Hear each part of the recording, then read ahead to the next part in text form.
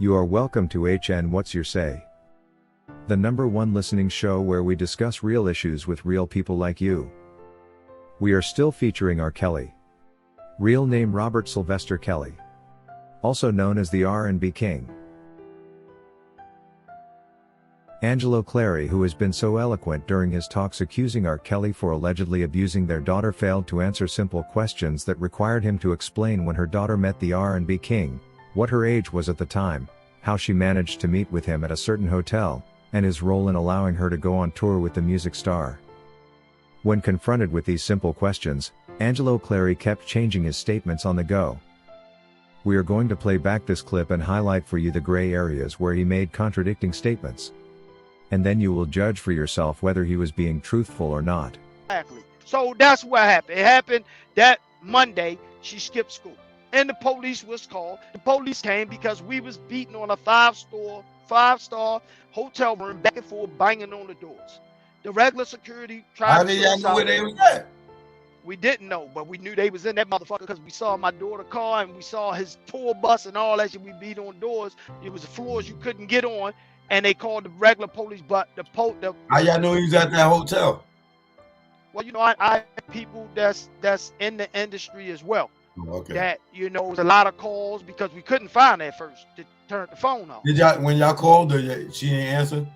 She turned the phones off. You know, he played his rules, no phone. So when she was doing the interview, cut your phone off. So, you know, and then when by then, you did an act with him. So now imagine your parents downstairs, police come drag you out of motherfucking room with your school ID. Now everybody know in Florida, no, your ID show, your permit, your paper show your age. Motherfucking room. It's no getting around. And downstairs. So you dig what I'm saying? And he was supposed to come. Anything?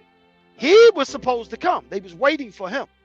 So they want to tell the truth. He wasn't there? The truth. Yeah, he was there. He was in the room with her ass. But the police allowed her to come out. This is what happened when the police brought her down there and got to talking to us to identify that's how. First he said he was supposed to come. They were inside waiting for him.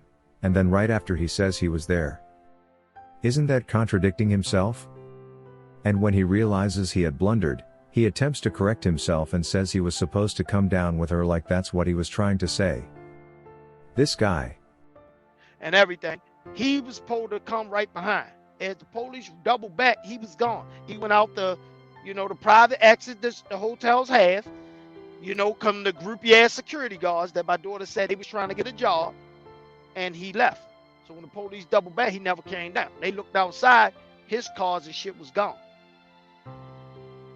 So you ain't put in a report to get a warrant? My wife did a report and everything, but when you got a child there that's saying nothing happened but an interview, because that's all we knew. It was supposed to be an interview. So why would we think anything else? You got your daughter standing right in front of you.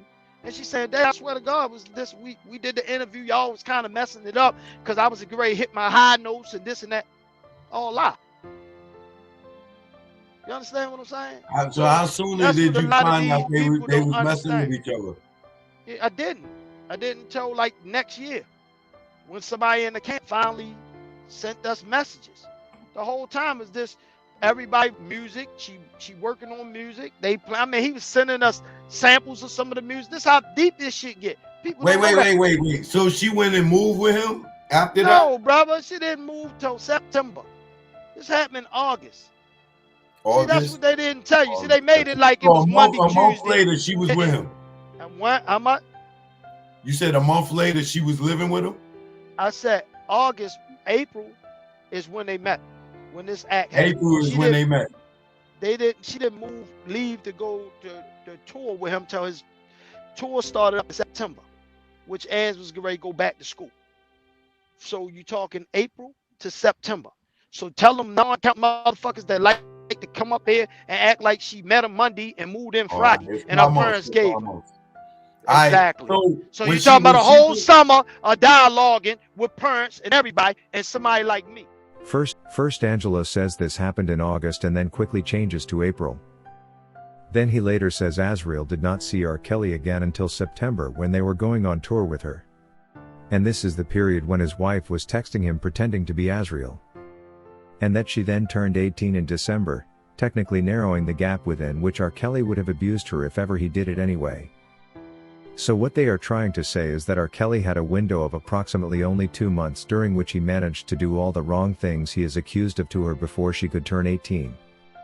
Even though they did not have the evidence to prove that R. Kelly was sleeping with Azriel, they believe that within these 2 months while he was on tour with her, he must have abused her. This is just way too much to assume for a 2 months busy tour that saw Azriel turn 18 even before they could even return home and start connecting intimately. This makes me wonder why the Brooklyn court jury along with their judge Ann Donnelly believed the story that says R. Kelly was sexually involved with Azriel before he turned 18, and not his version of the same story that suggests he waited until she was 18. Just how much prejudice is required to draw such conclusions without empirical evidence to confirm this, especially when the woman herself had made it clear during the Gayle King interview how this did not happen, and how her own parents were the ones advocating for it, targeting to blackmail R. Kelly by asking her to lie about her age. There is just so much information out there in plain sight that should have guided the New York jurors not to jump to such a baseless conclusion. That's right. I'm gonna fly in and see Choke face to face. We're gonna have to meet and we're gonna talk. This business, this is my daughter. You said by September, did she turn 18? She turned 18 in December. So she had like a month and a half. Yeah. All right, so in September, when she went to go with him, that was for her to go on tour with him, to work with him, allegedly? Exactly. That's it. So you got, now you mind. Now you mind. Did y'all give her the permission to go with him? Exactly. We gave permission through somebody that supposed to have been from the label who supposed to oversee her, making sure. For how long? Till her birthday. I mean, you can't force her after 18. It's not void at 18. She only had a month and a half. Y'all emancipated her to him. No. From September to December. It was never nothing to him. It was to a female A&R, supposed to be an A&R, but this was somebody who actually worked for him. By saying this, Angelo Clary suggests they only asked the so-called caretaker from the label to keep her from R. Kelly for a month and a half until she was 18. But when she turned 18, R. Kelly was free to do with her as he pleased. This does not sound like a true statement from a parent who has his daughter's best interest at heart. Like the Savages did mention in one of their latest interviews with Storm Monroe, a child remains a child in the eyes of a parent even if she turns 18.